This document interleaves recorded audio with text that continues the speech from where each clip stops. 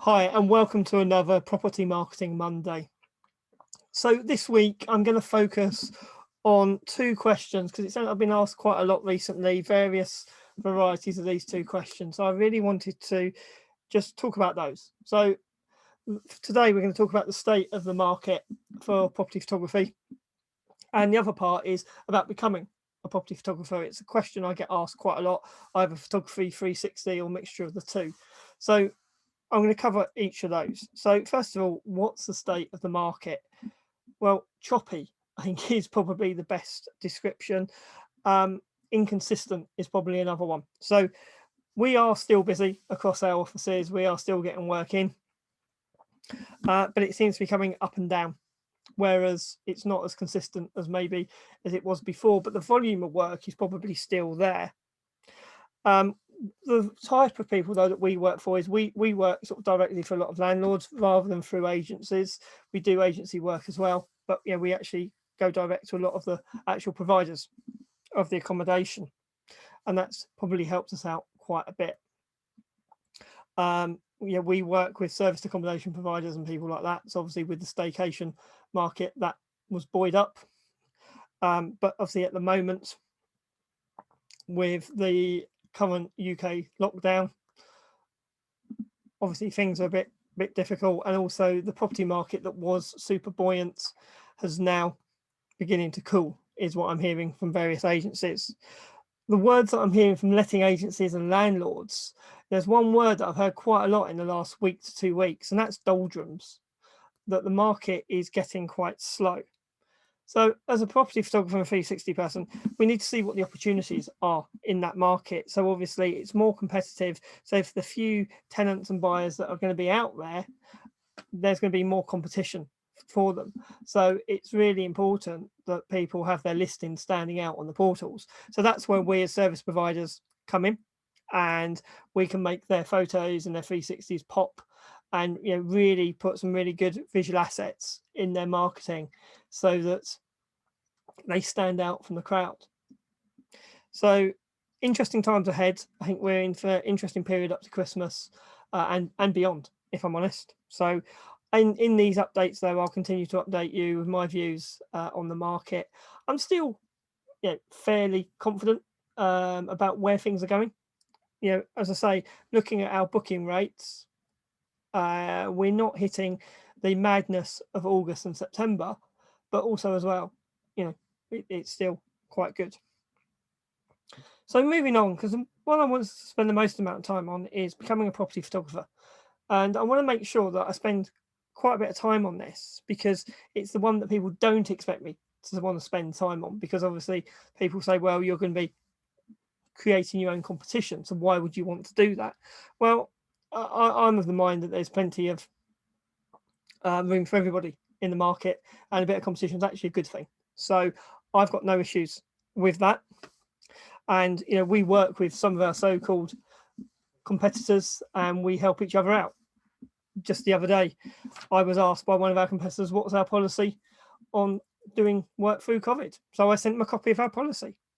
So I really don't have an issue, with working with, the majority of our competitors, because people play it with a straight bat, and and we all just want to earn a living ultimately.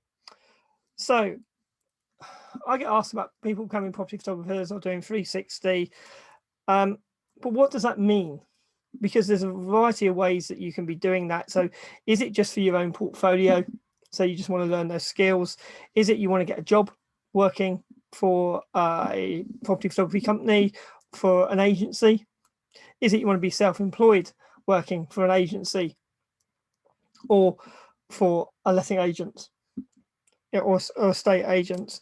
So when I say agencies, it can easily get confused between letting agents and estate agencies and photography agencies. So there's agencies out there, people like Focal Agents, who, as far as I can understand, I've never worked for them, but I've known people have. It's a bit like an Uber model where they assign work out to their photographers, and then you get paid quite a low amount of money to do the job.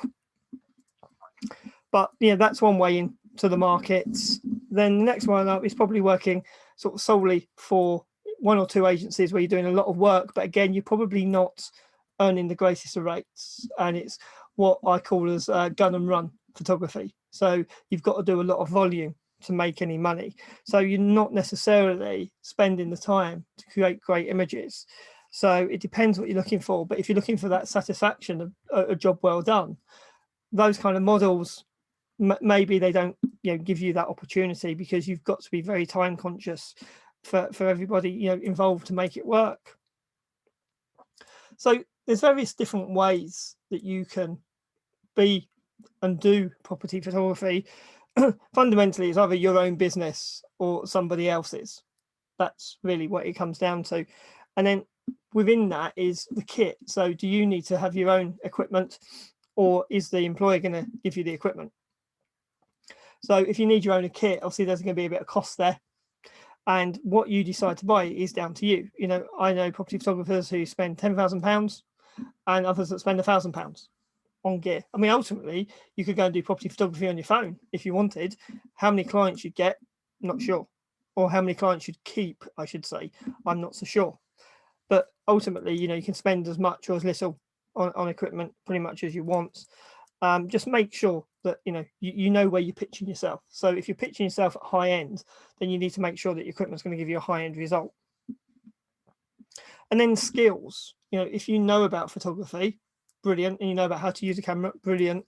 But that doesn't necessarily mean you know how to take property photos, because taking a nice artistic photograph and actually then taking a photograph that does well on the property portals is actually two different things.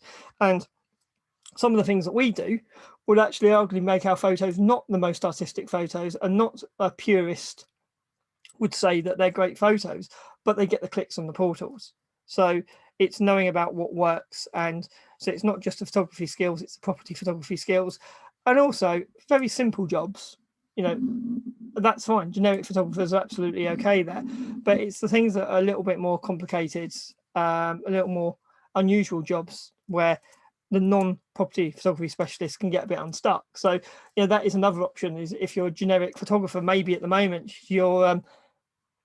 maybe you're an events photographer or a wedding photographer and you're not getting much work obviously at the moment, so maybe you want to look at it as an additional income stream. So there's the kit, there's the skills, and then there's obviously finding the work. So that is frankly can be the hardest part, depending on what model that you're going for, and whether you want to basically be an employee or be what I call pseudo employee, where you're working for just one agency and just working for them.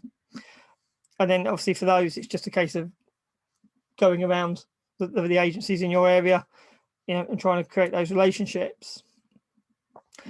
We work, though, landlord photography, we work a lot directly with landlords and people actually in property rather than the agencies. We work with agencies as well, but we work a lot with the people actually in property.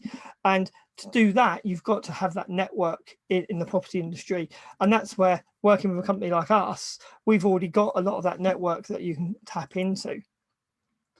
So a couple of things I want to mention here, sort of resources that might help you. So for the kit and things like that, as I say, it really comes down to your budget and the level that you want to be looking at. So if you got any specific questions on that, get in touch with me and I'm more than happily, give you my thoughts and ideas. But it's going to be so different to everybody that there's no point really me trying to answer it, because I'll just get it wrong for most people. And then the skills. So how can you get the skills? Well, you might already have the photography skills, but maybe you need to hone them, or maybe you don't. Maybe you don't even know really how to use a camera. It's something you're interested in, but you're not particularly knowledgeable in it. Maybe you're a property person, maybe property portfolio, so it's your main income source, but you want another income source, and property photography would be of interest to you. So a couple of things that you can do. So first of all, if we go here, so this is the course that we offer. It's a downloadable video course, about 4 hours of content, and it does count as 4 hours CPD, continued professional development. So if you work for an agency and you've got accreditation and you have to do so much CPD per year, this course does class as 4 hours. And there's a video there, me with my mouth wide open, telling you about the course, and there's lots of information on the page, and I'll put a link to this page there so you can see. So it'll basically explain the course there for you, but if you don't want to do the course, at least it will tell you the things that we kind of cover on the course, so you can know what you need to go and find out if you want to learn it another way. I'm not trying to sell the course. We have got an awful lot of interest in this course recently, which is one of the reasons why I've done this video today on top of the questions, is that we've seen a spike in the number of people buying this course. So there's clearly quite a lot of interest in becoming property photographers right now. So if that's of interest to you, take a look at the course there. But what that course gives you is the photography knowledge. What it doesn't tell you is how to run a property photography business. And frankly, the photography knowledge is the easy bit. Actually, I'm just being honest, it's the easier bit. The more complicated bit is actually building your business and getting your client base, getting a consistent client base and building that up. You can do it trial and error on your own. That's absolutely fine. That's what I had to do when I started out, and I just built the business up. But it's a slow way of doing it because you've got to make all the mistakes that have already been made by someone else. Another option is to maybe come and work for another organization like ours. So we offer a franchise model. So there we go on the franchise page. And that video there, again, I'll put the link to the franchise page under the video. But that person there with me, he is basically the first franchisee in the business, and he's just telling you a bit about his experience, having been with us a year, and where he's at, and how we found it. So that could be of interest to you. As we say there, we're not really looking for photographers. We actually want people who know about property. Everybody who runs one of our offices is usually a property investor. In fact, currently everybody is a property investor. That's so that we all speak the same language as our clients, okay, and we understand what's important to them. This business, yes, you need photography skills, but it's more a people, relationships, networking, marketing business as much as it is a photography business. So we look for people who've got people skills, property knowledge, and a passion for property. So if that's you and you want to become a property photographer, you want the additional income stream, but maybe, and it can be a full-time thing, it can be a part-time thing. We actually recommend it as a part-time, so alongside another income stream. But if you want to work on this full-time, that's entirely up to you. There we go, to say there about full-time and part-time. And we look for certain sort of people, but we want, frankly, nice people in our business, and that's kind of important to us. So if you're interested in becoming a property photographer, but you want the support of a national company, why not take a look at that, get in touch with us. At the point of recording this video, we've got 5 offices. Now, what I will say is we don't take everybody on board who is interested in joining us, okay? Because we do want to make sure we get the right people, because frankly, we don't want to waste your time or ours. Okay, so we don't want to get you into business where we think you're going to fail. What's the point in that? That's just not good for anybody. So we have quite a rigorous process of onboarding people, and once they're on board, there's a real structured training approach of how we sort of build you up. Now, this business though, you are building your own business. It's not like McDonald's where you just open the doors and they come. You have to build up your business, but we help you with that, and we tell you the things that we do that work, the things to avoid, etc. So if you're interested in us holding your hand in becoming a property photographer, great, take a look at that, get in touch, and we can talk. However, you can do it on your own. Absolutely, you can do it on your own, or you can go and work for somebody else. That's really down to you. Okay. So just to summarize there, if you want to become a property photographer, decide what does that actually mean? Is it working for somebody? Is it working for yourself? Is it working for yourself, but within a structure like our franchise? Is it working for one of these agencies, which they pay you? It's like a gig economy type thing. So there's that side of it. So it's how you want to work. Then based on that is going to be like the kit you're going to need. So even those agencies where like a gig economy type agencies, they will have a minimum requirements on their kit and stuff like that. And if you come work for us, we can give you guidance on the kit. And we don't actually necessarily want you to go to the most expensive kit all the time. But we can tell you what works and in a cost-effective way. Or you can go work for someone else and they will pay you they'll get you the kit, or at least they should get you the kit. And but they're going to be paying you a wage, and it may not be a particularly great wage. Whereas if you're working for your own business, obviously you've got to build your business up, but the chances for you to earn more money are definitely there. So that's the kit, the business, the skills. If you want the photography skills, then there's our course that I've just shown you. If you want the business skills, obviously you can either come and work with somebody like us as a franchisee and we can help you with the business skills, or maybe you've already got business skills. So a few things there for you to think about if you want to become a property photographer or a 360 person.